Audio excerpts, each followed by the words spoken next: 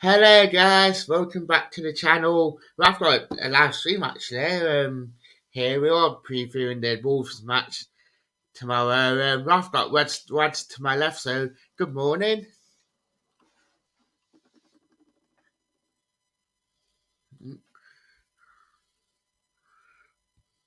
You don't know what's happening. I think we're having some technical difficulties this morning. Here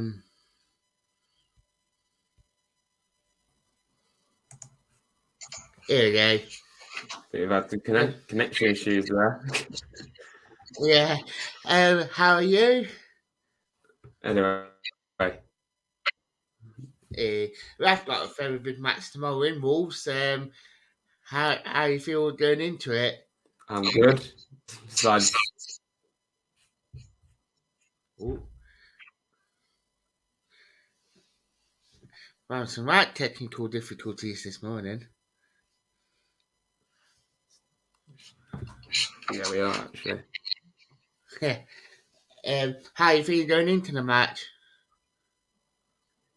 It's a massive game, really, isn't it? You know, I think everyone can agree.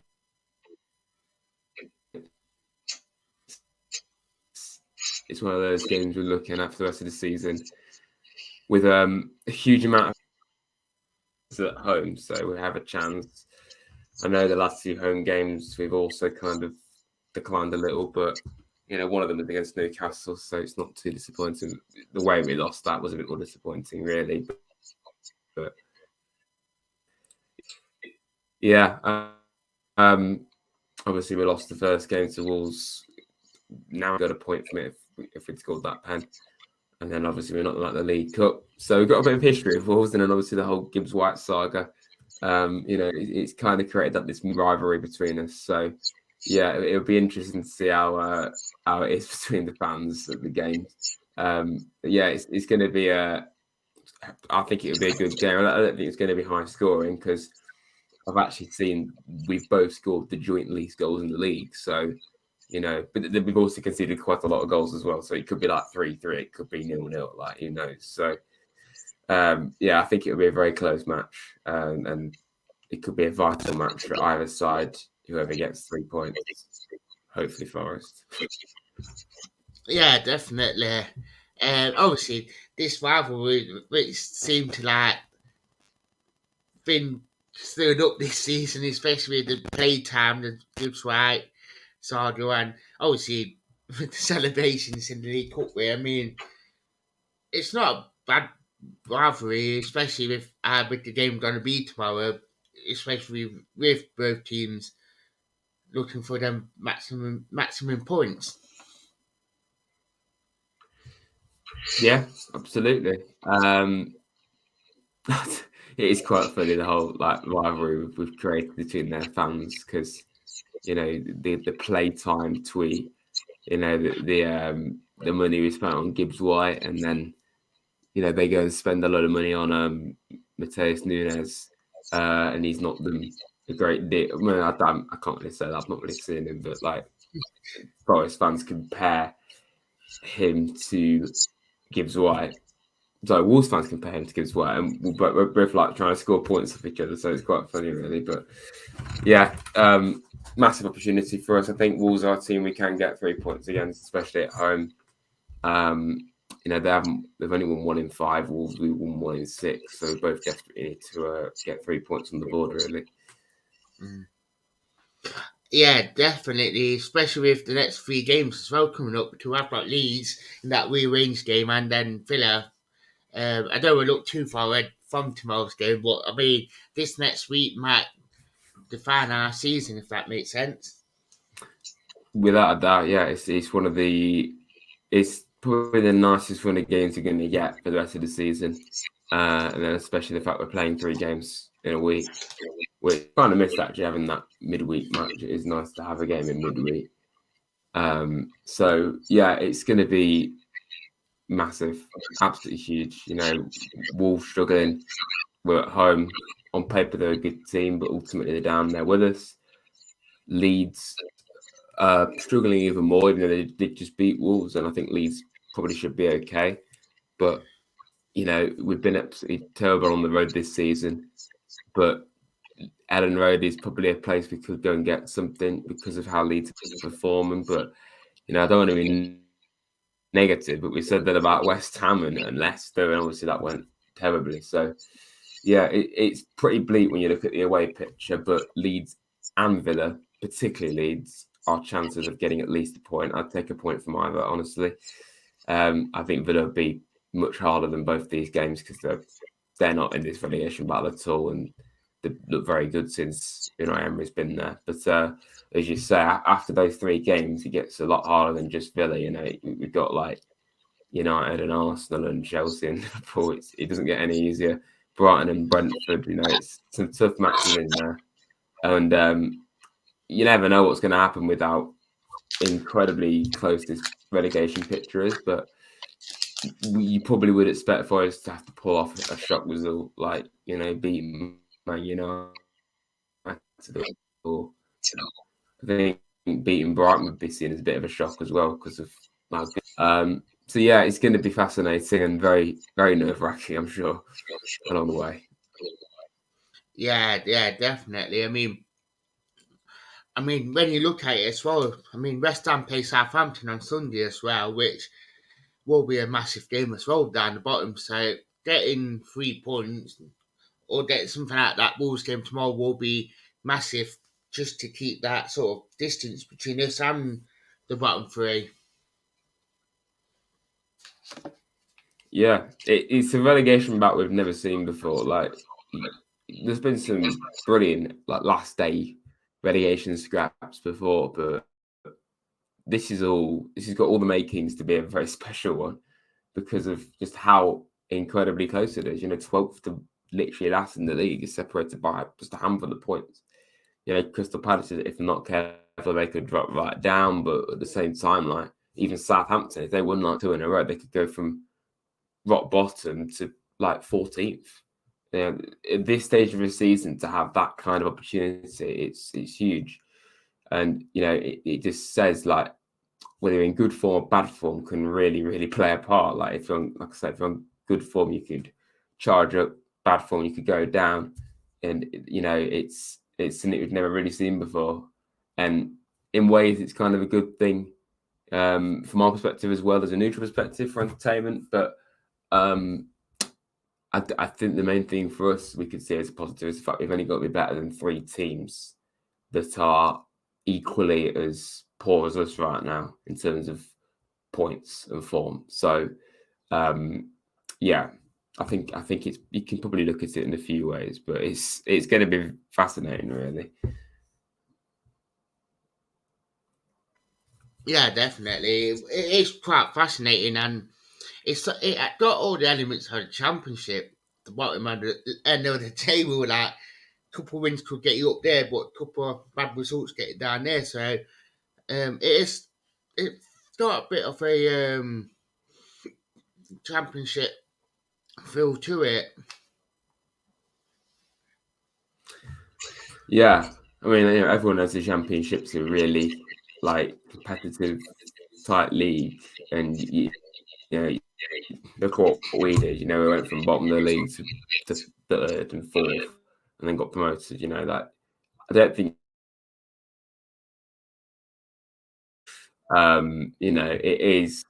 it is got that kind of vibe about it where you can go from bottom to mid-table potentially within a couple of matches, and it's great to see. Really, it's not like it's just the same old.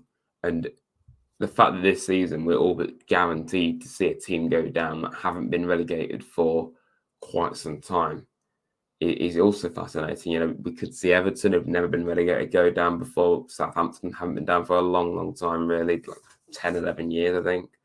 Obviously, Bournemouth won't be anything too new.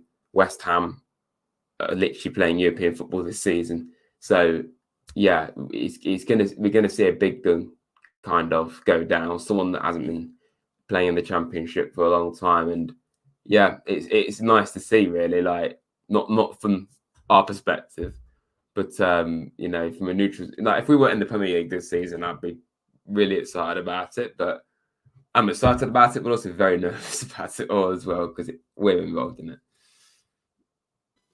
Yeah, I totally agree. I think if we were in it, I'd be watching it a lot more. But obviously, we're in it. We're in it, so I couldn't agree more with that one. Oh, we have to miss the door. Dan out, bad start. Oh, Yeah, you're jealous. You're jealous because we're laughing now. You're not. But yeah, I mean, bit rude from door really. yeah, very weird. Obviously, if you can see down here, number one Forest winner, and it don't get quality great comment for that comment though. I mean, especially going into tomorrow's match, knowing with the injuries as well, especially with that Brennan Yates might be darts. Obviously Yates has been training, which has been really nice. Audie Johnson's controversy from Wales manager. Obviously, Ayer's injured, Wood's injured. Hopefully, it might be lucky earning for Sammy Sewage.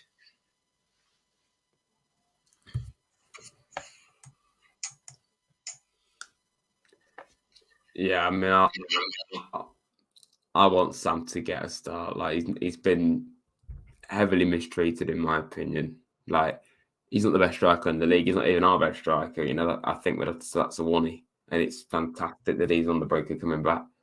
But yeah, I just think Sam. You know, when you look at how Wood and Ayer performed, particularly Wood, you know that Newcastle game, it seems so obvious that Savage should have started that one. He still didn't get a start, and I just felt really bad for him. Like I always notice every time, like I watch the warm ups normally at home games, and he's always one of the last players to leave the pitch. And you know that doesn't really matter, but the fact that he's the last player to leave the pitch every time is like, you know, just getting his match practice and he's that committed. I think he deserves it. You know, the commitment he shows to the club. He said to be very patient. Obviously, you know, he has had a couple of unlucky moments. Like he did score against Man United in the League Cup and it was chalked off quite harshly. You know, and obviously he scored our only away goal this season. Not only away goal, one of our few away goals against Bournemouth. So yeah, I really hope he gets a chance, honestly. And, you know, we all want Taiwo back, and it's great that he's back in training among other lads like, you know, Czech Kuarte. I think we've really missed Kuarte, to be honest. Yeah, hopefully Sam can get a chance this weekend from the start. You know, I think he deserves it.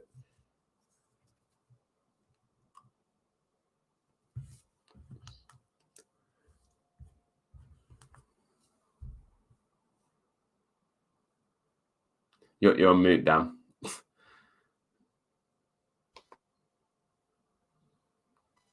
It's all happening this morning. Hey, but yeah, definitely. Especially with car. Yeah, it's a bit of a car crash, isn't it? Yeah, with Carty coming back, with Scarpa coming back, with Danilo, with I mean that midfield. I mean, I'm glad I'm not Cooper going into tomorrow choosing out that midfield because with all the players that we don't have available, I mean, I wouldn't want to be Cooper right now.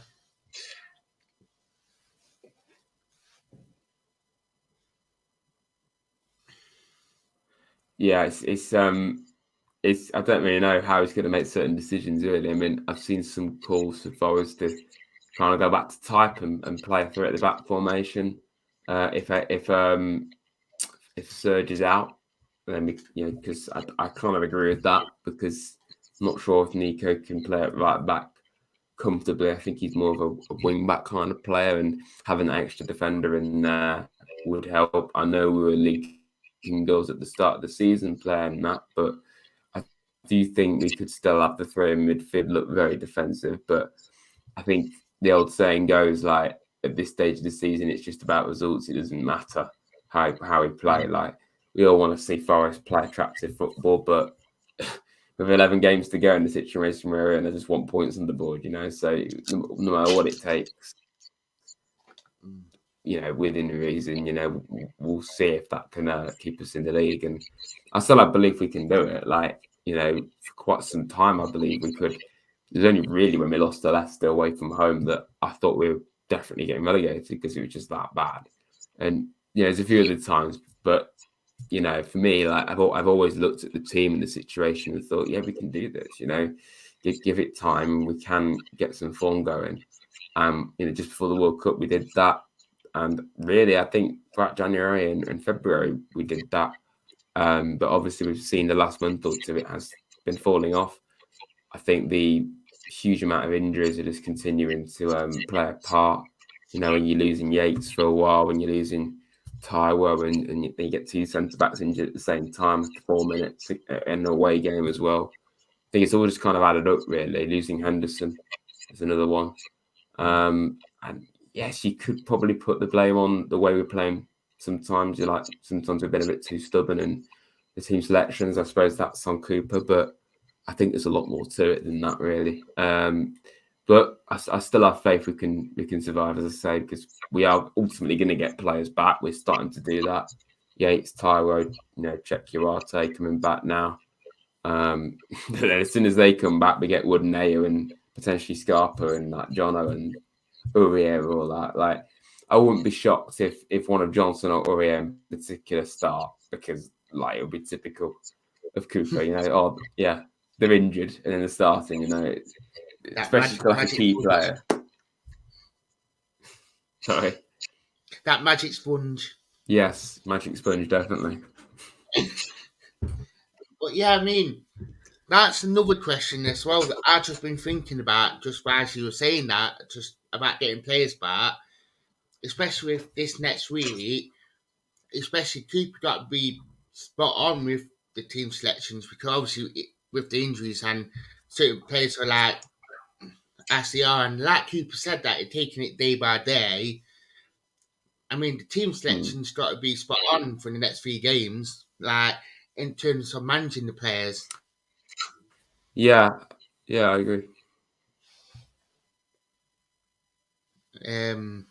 So be massive, do you think? Yeah, with the injuries we've already had, the fact we've got 2 times now, first of the season, where we play 3 times in a week. We've got that Brighton midweek game, got this Leeds midweek game.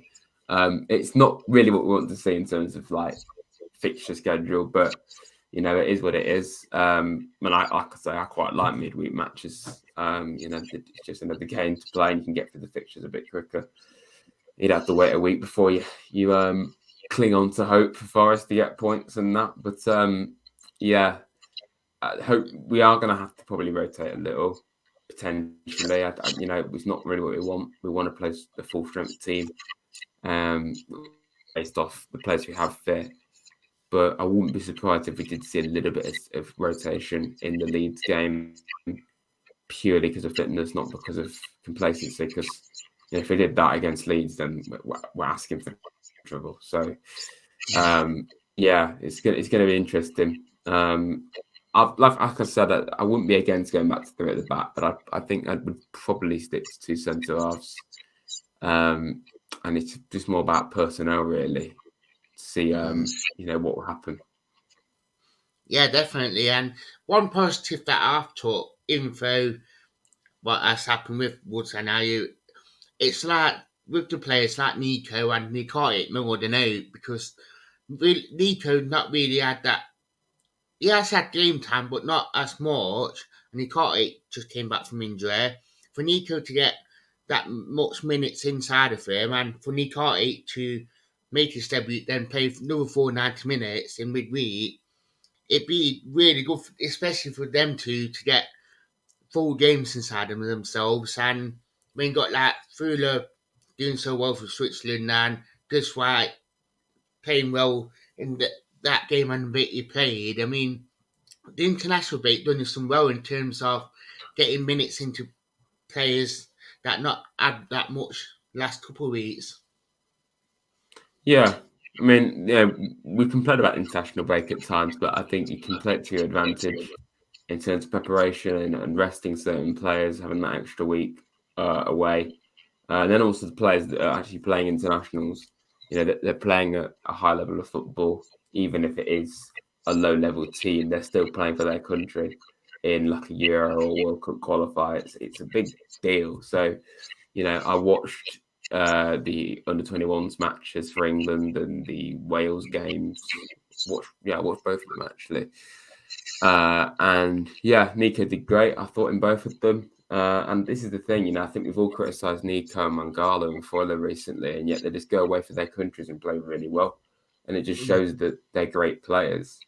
And now, whether it's how we're playing or they're not suited to like the team or self-belief, maybe, I don't know. But, with Nico, I think he's quite clearly got talent. It's just his defensive work that he needs to work on. I think at times he's been caught out a lot.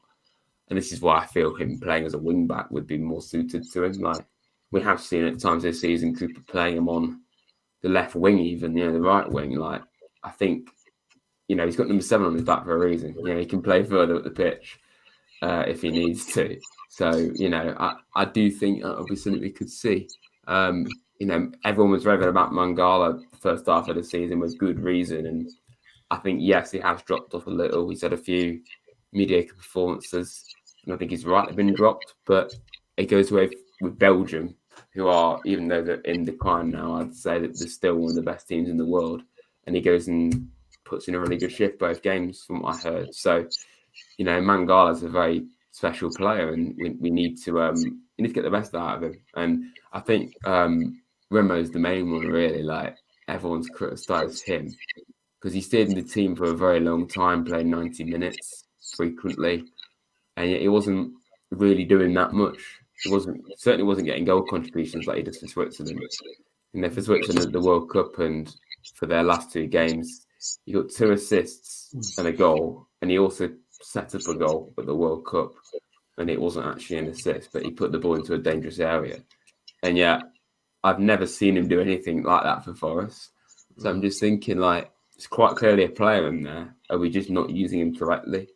I think Foyler's quite clearly got it in him.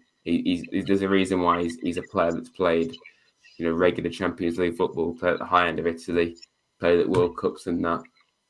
I think it's just, I don't know really. Like, is he not suited to the Premier League, or we're not using him correctly?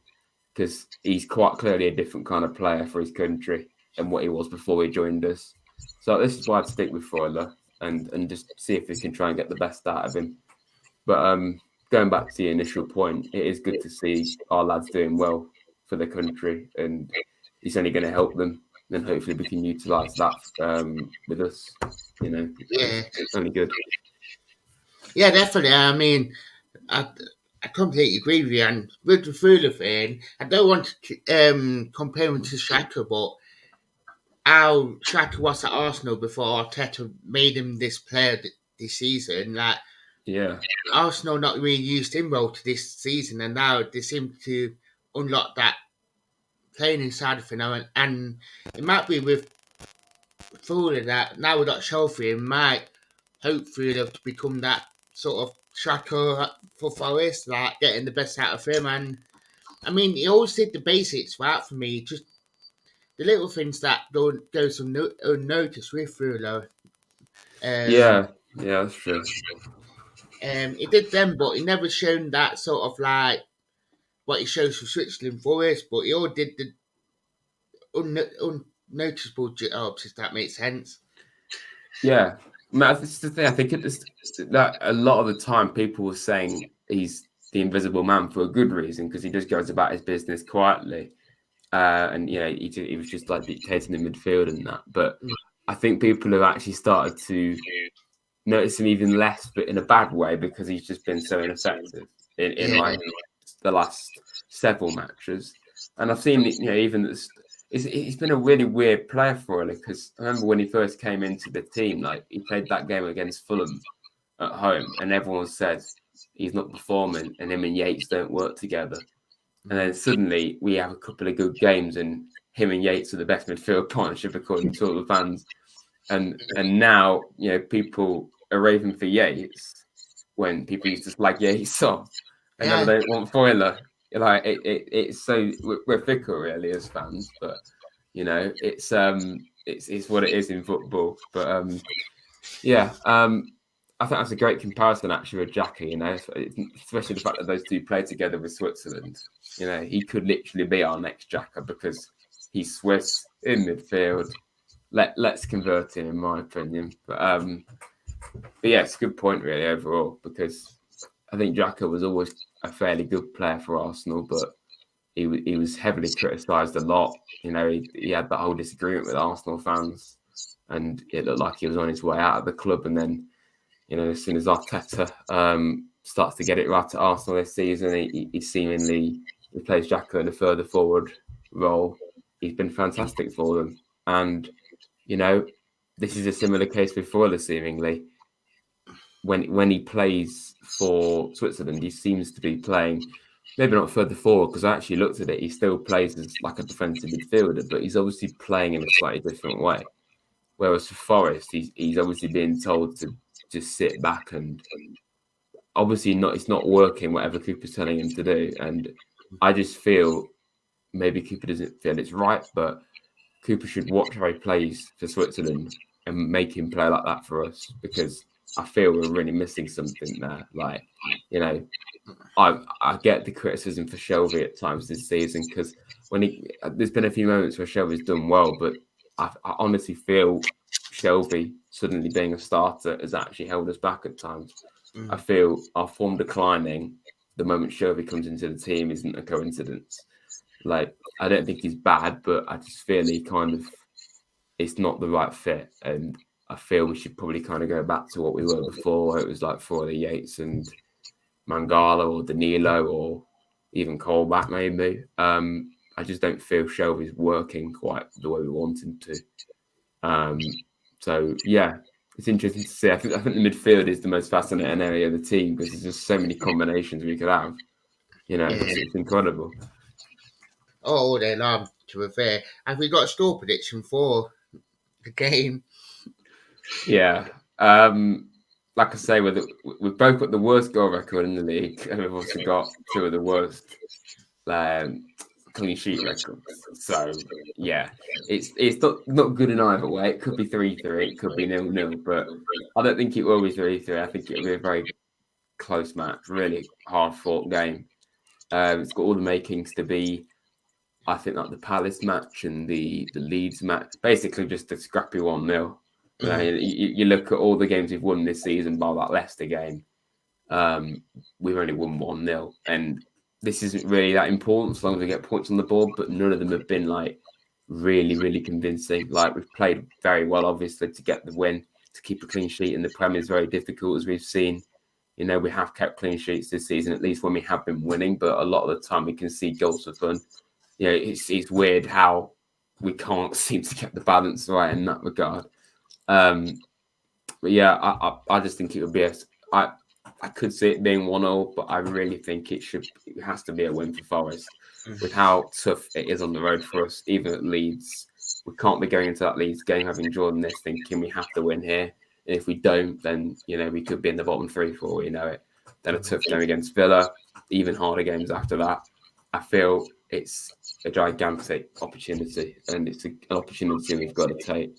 So, yeah, don't really care how it happens, just so long as we get more goals than them. Let's just do it, please, Forest. Yeah. Good swapped up, Ben. Oh, yeah. And he shushes the away fans or Like does that. He's a bit into them. Yeah. Do you want to say about your own socials? Yeah, everyone come and subscribe to the Rads. Try and get to 5K. Lots of Forest content. Got my own Wolves preview out later on, actually. So go make sure you check that out. And yeah, all good stuff. Subscribe to subscribe to Talk Forest TV as well. I thought you were going to say FFTV. I'm like, I was. Subscribe to all 5 channels, but make sure you subscribe to Dan. You know what I mean? Yeah. There you go. You got that. Got the Q sign there. Yeah, literally. Yeah, that's all you need to know. The Q sign. Yeah. Thank you for coming on, as per usual. Yeah, no problem. Up the Reds. Up the Reds. Thank you for watching.